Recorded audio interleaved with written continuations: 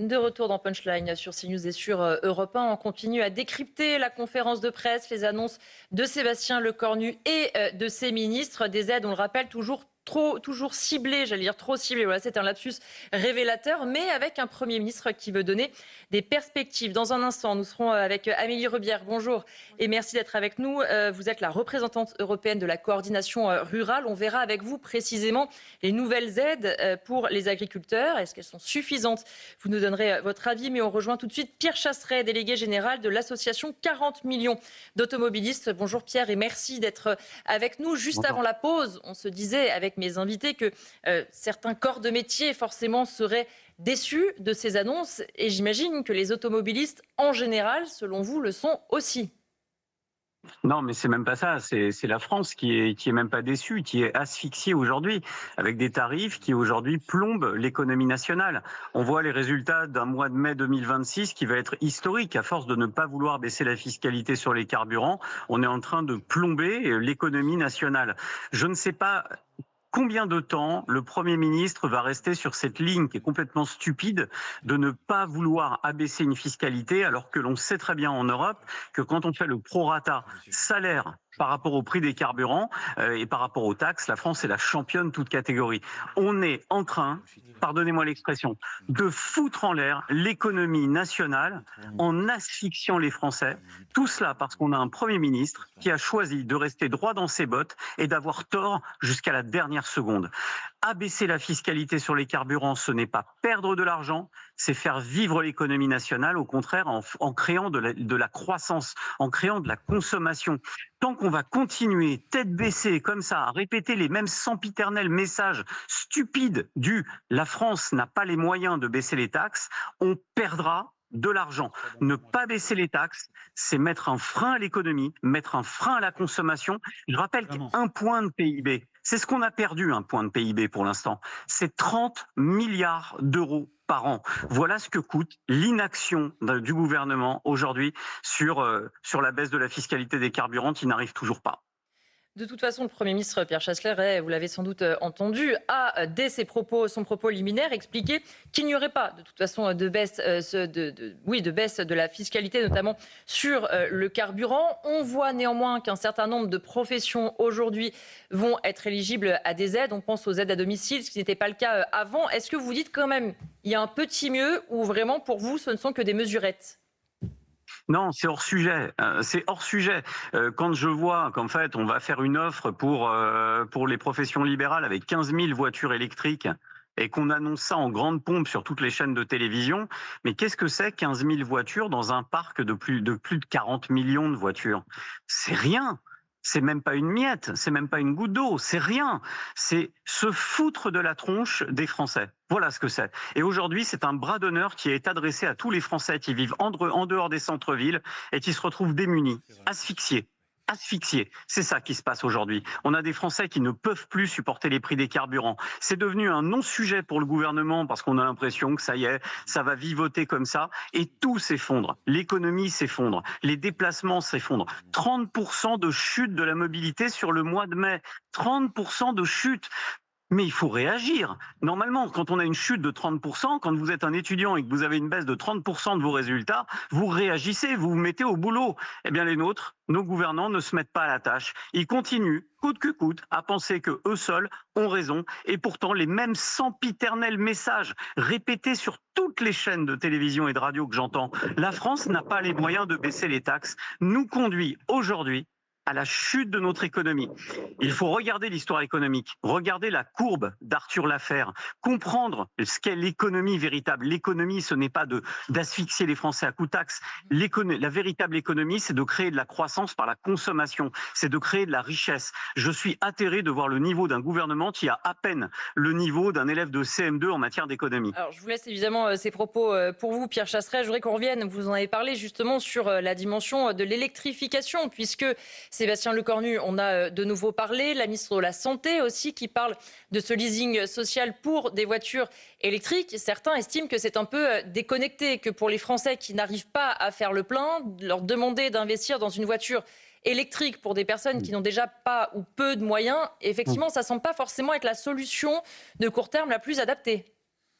C'est pas le moment. Je ne sais pas si le véhicule électrique est véritablement l'énergie de demain. Peut-être que oui, peut-être que non. Je lis pas dans le marc de café et je ne suis pas de ceux qui savent tout avant les autres en lisant dans les boules de cristal. En revanche, ce n'est pas le moment. Ce qu'attendent les Français aujourd'hui, c'est une mesure concrète. On verra après la crise, lorsque l'on tirera les enseignements de la crise, s'il faut ou non des mesures d'incitation envers les Français pour basculer vers un autre type d'énergie. Ça, c'est l'intelligence, de tirer les leçons d'un événement. Mais là, on ne tire pas les leçons. On est dans l'urgence, la maison brûle et on regarde et on n'appelle même pas les pompiers. Voilà ce qui se passe. Pour l'instant, on vous offre un tuyau d'eau, mais il n'y a pas d'eau. Donc, on est dans une situation où ça n'avance pas, où les Français regardent les mesures s'accumuler, ils n'y croient pas, eux, ils continuent à être asphyxiés, et je sais pertinemment ce qu'il y a au bout de l'asphyxie. Pour beaucoup de Français qui nous regardent aujourd'hui, c'est plus tenable. Il va falloir réagir. Il faut quelqu'un qui prend enfin une décision qui est en raccord avec ce que j'appelle la démocratie. Et je vais vous dire ce qu'est le symbole de la démocratie qui se perd. Vous vous souvenez des zones à faibles émissions qui avaient été enterrées? Eh bien, ça y est, le Conseil constitutionnel vient de les réintroduire. C'est donc la double peine pour les automobilistes. Au moment où je vous parle, pas de baisse des carburants et réinstauration des mesures de zones à faibles émissions. Et ça, si c'est pas un bras d'honneur adressé aux Français, je ne sais pas ce que c'est.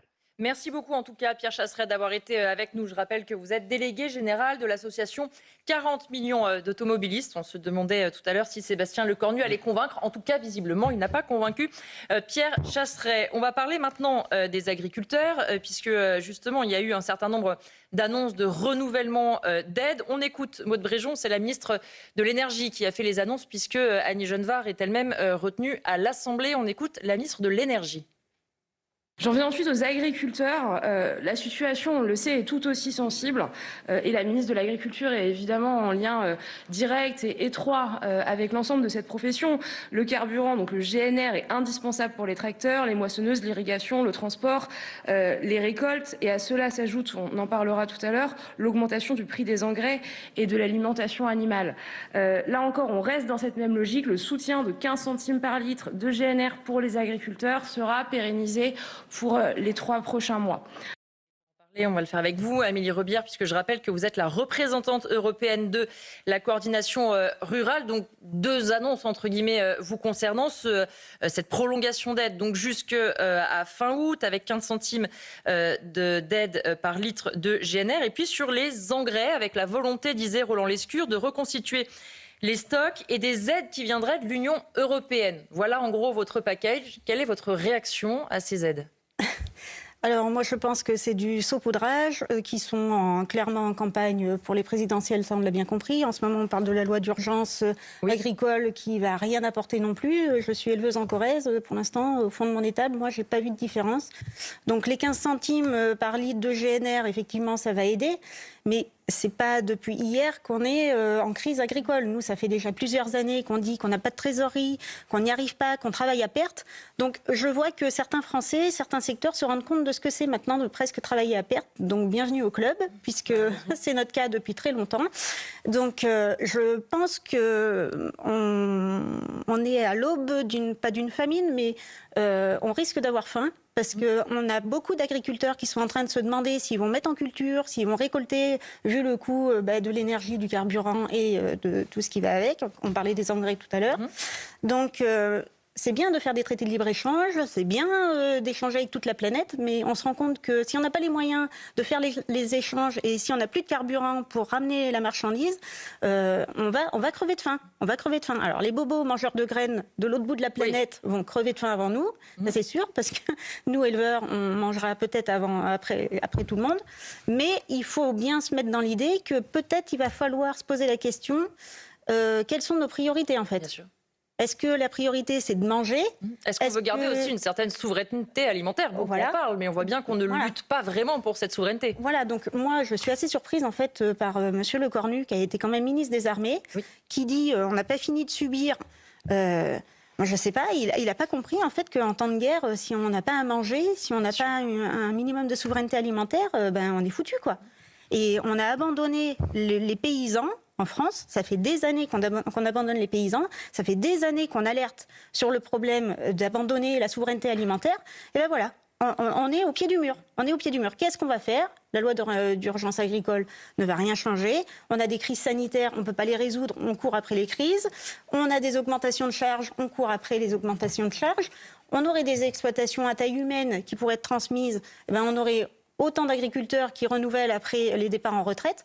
C'est tout un système à réévaluer et j'espère que ça va leur servir de leçon. Et alors justement, parce que le Premier ministre, dans son propos liminaire, expliquait qu'il était important de vous donner, à vous, agriculteurs, mais à d'autres secteurs d'activité, des perspectives. Et donc la perspective, ça veut dire que vous savez que cette aide de 15 centimes par litre, vous l'aurez pendant 3 mois. Est-ce que c'est ça qu'on appelle, selon vous, une perspective ? Vous avez parlé de l'importance de la trésorerie.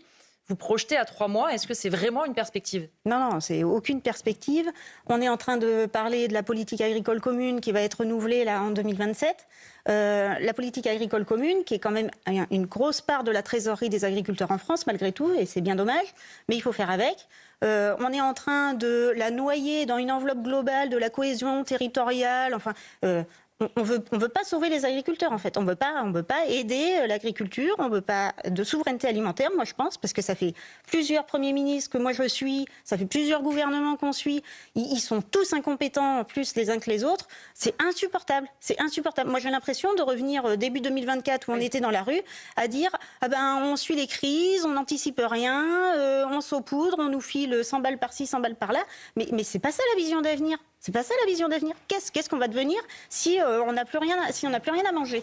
Qu'est-ce qu'on va devenir ? Et je voulais vous poser une question aussi, parce que c'est l'actualité en ce moment, la loi agricole, justement, à l'Assemblée. Vous-même, vous y avez fait référence tout à l'heure en disant « ça ne changera rien ». Et c'est vrai que concernant votre profession, on voit une décorrélation totale. Quand vous étiez sur les barrages, toute la classe politique venait vous voir et tout le monde vous trouvait formidable. Et quelques années après, il y a une loi qui est à l'Assemblée où même le rapporteur du texte, Julien Dive, dit publiquement « on sait qu'on devrait aller plus loin, mais en fait, on ne le peut pas ». On imagine qu'il y a aussi une lassitude chez vous, parce que être entendu quand on est dans la rue, c'est bien. Être entendu quand on est plus calme et qu'on bosse, c'est bien aussi. Oui, mais on ne le peut pas parce qu'on est en campagne électorale, en fait. C'est-à-dire que quand on voit les propositions qu'il y a eu sur cette loi d'urgence agricole et ce qu'il en découle au fur et à mesure des débats, on se rend bien compte que le « en même temps », pour pas trop vexer les écolos, pour pas trop vexer certaines castes non plus, on voit qu'en fait on fait une espèce de loi en même temps, comme la loi d'orientation agricole, qui est à peu près un copier-coller de la loi d'urgence agricole. Enfin, c'est du grand n'importe quoi. Ils n'écoutent pas les revendications du terrain. Quand on vous parle de... En fait, le gros souci d'un agriculteur, c'est quoi ? C'est de maîtriser ses charges et surtout de pouvoir vendre les produits et pas vendre à perte. Oui. Donc si on ouvre le marché mondial et qu'on est soumis à une concurrence déloyale à l'autre bout de la planète, on se rend bien compte que le gigot d'agneau qui vient de Nouvelle-Zélande, moitié prix que le gigot d'agneau que nous, on peut produire en France, on voit bien que les éleveurs d'ovins, par exemple, ne peuvent pas survivre. Oui. C'est pas possible. Et ils peuvent les éleveurs bovins, c'est pareil. On signe des traités de libre-échange avec l'Australie, avec l'Inde encore, parce qu'on parle du Mercosur, mais bon, c'est l'arbre qui cache la forêt, parce que c'est un énième traité de libre-échange parmi les autres. L'Inde et l'Australie, c'est une catastrophe. C'est 30 000 tonnes de bovins qui va rentrer. Contre en plus des véhicules électriques. Alors on nous parle d'électrification et on va on voit pas bien le deal, effectivement. Vous vouliez intervenir, Éric Nolot ? Pour que les choses soient bien claires, qu'est-ce que vous auriez aimé entendre de la part de M. Lecornu ? Moi, ce que j'aurais de la coordination rurale. Moi, ce que j'aurais aimé entendre, c'est de dire on va prioriser et on va protéger notre agriculture. Alors, sans vivre en autarcie, sans être anti-Europe, comme on dit, ou anti-mondialiste, c'est pas le souci. Ce qu'il faut, c'est absolument protéger les productions agricoles et que ce soit à taille humaine. C'est-à-dire qu'on se rend compte qu'on arrive au bout d'un système qui a favorisé l'agro-industrie avec toujours des plus grosses exploitations, avec toujours... beaucoup plus mécanisé, donc on voit bien aussi les limites de la mécanisation à outrance.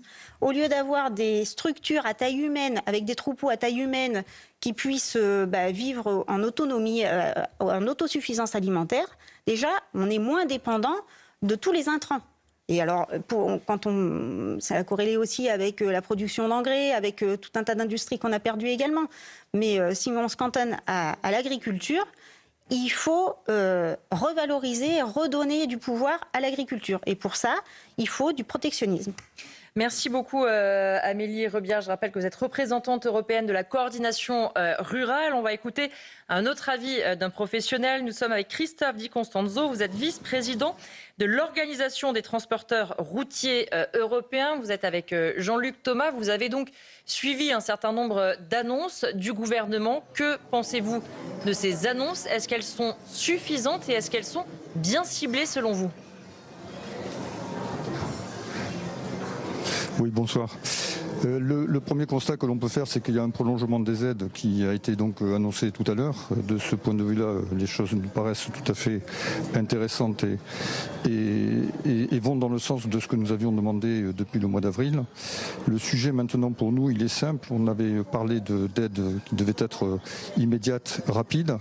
On constate que certes, les plateformes pour pouvoir toucher ces aides sont aujourd'hui ouvertes, mais pour autant, aucun fonds n'a encore été versé au moment où on se parle.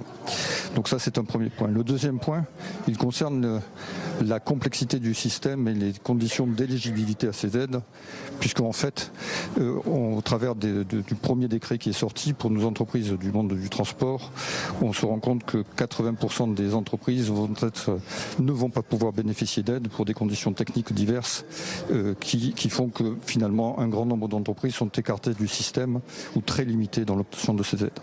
Donc ça, c'est le premier point. Donc ensuite, on nous a annoncé un deuxième décret sur lequel il doit y avoir de nouvelles conditions d'éligibilité qui seront données, et toute notre satisfaction ne dépendra que de la révision de ces conditions d'éligibilité qui devront s'appliquer à partir de la deuxième aide et des 3 aides suivantes qui nous ont été annoncées ce soir. Tout dépend de la façon dont ce sujet va être traité et tranché. Une autre question, c'est celle évidemment des perspectives et de la trésorerie. Je vais vous poser la même question qu'à tous les professionnels dont on entend la réaction ce soir quand le gouvernement explique que les aides sont renouvelées cette fois pour 3 mois. Sébastien Lecornu dit donner des perspectives. Est-ce que vous, 3 mois de perspectives, ça suffit véritablement à vous projeter sereinement dans l'avenir? Oui. Écoutez, je pense que pour être serein dans l'avenir, compte tenu de l'environnement dans lequel on est et des crises que l'on traverse, ce que je constate, c'est que au fur et à mesure, les sujets s'adaptent. Au départ, on était sur une seule aide qui était une seule fois et une aide directe. Elle a été prolongée une première fois. On entend ce soir qu'elle sera à nouveau prolongée. Donc, dans le principe, on est bien dans quelque chose qui est ciblé et qui doit correspondre à l'aide auquel les entreprises auront besoin au fur et à mesure que la crise va se poursuivre ou se durcir. Le sujet, puisqu'on parle de trésorerie, c'est que la trésorerie, c'est un sujet de tous les jours. Ces aides, elles ont été demandées depuis fin mars. On nous a annoncé que le sujet serait traité à partir du mois d'avril. Nous sommes le 19 mai, il n'y a pas un sou qui est rentré dans les caisses des entreprises qui sont concernées. Donc le sujet, c'est maintenant se mettre qu'en pratique les entreprises puissent bénéficier des aides et, comme je le disais précédemment, que les conditions d'éligibilité permettent qu'elles soient largement éligibles à ces aides et non pas que ça saupoudre simplement une quote-part trop étroite de notre métier. Christophe Di Constanzo, d'avoir été avec nous. Benoît Perrin, rapidement avant la pause, ce que disent ces professionnels, c'est ce qu'on disait aussi avant quand on écoutait les mesures. Non seulement c'est une usine à gaz, et en plus, on voit que les aides, quand on a réussi à tout bien faire le dossier, ça serait mieux qu'elles arrivent quand même. Oui, et puis ce dont on s'aperçoit aussi, c'est qu'il y a les aides d'un côté, et puis il y a l'activité économique de l'autre côté. Et en fait, on voit bien que tout est lié. On voit bien qu'il y a un certain nombre de professionnels qui ont des charges de plus en plus importantes, qui notamment sur l'énergie, notamment sur le coût du travail. Et on voit des professionnels qui se plaignent tous d'une réglementation de plus en plus lourde, avec en plus une tendance malheureuse française qui est donc à surtransposer en quelque sorte les normes européennes. Donc on voit bien qu'on est dans une situation globale, ou en tout cas économique, qui est effectivement très préoccupante. Il faut rappeler quand même qu'au premier trimestre 2026, la croissance était égale à 0. L'objectif était de 0,3%, on est à 0. L'objectif initial de croissance en 2026 était de 1%. Le FMI vient de nous dire que sa prévision de croissance était plutôt, pour la France en tout cas, serait plutôt aux alentours de 0,7%. On a donc une inflation qui galope, on a des défaillances d'entreprises qui sont plus importantes, on a un chômage qui remonte. On est vraiment dans une situation économique qui est vraiment très préoccupante et on voit bien que sans réforme vraiment structurelle, il sera compliqué de redresser le pays. Denis. Voilà ce qu'on pouvait dire de cette conférence de presse et de ces annonces. Je remercie Amélie Rebière d'avoir été avec nous sur CNews et sur Europe 1, représentante européenne de la coordination rurale. Restez avec nous dans Punchline. On se retrouve juste après la pause. À tout de suite.